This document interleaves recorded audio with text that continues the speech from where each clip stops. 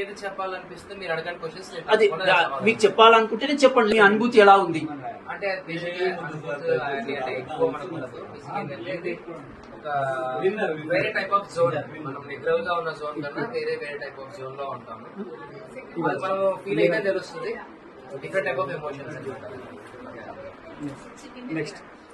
Next sir హ్యాపీనా? Happy sir నిజంగానే groups ఉంటాయా సార్ అక్కడ? గ్రూప్స్ అండి టీమ్ అంటే ఫ్రెండ్ కలుపుకొని ఆడడం వేరు, కలిసి ఆడడం వేరు. బాగుందా?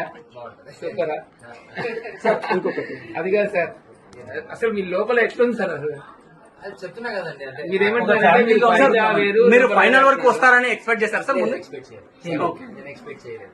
దాకా వస్తారని అయితే కానీ కేక సార్ చాలా బాగుంది. అడిగేటప్పుడు సార్ చిన్న విషయం, శివాజీ గారి గేమ్ మీద మీ అభిప్రాయం?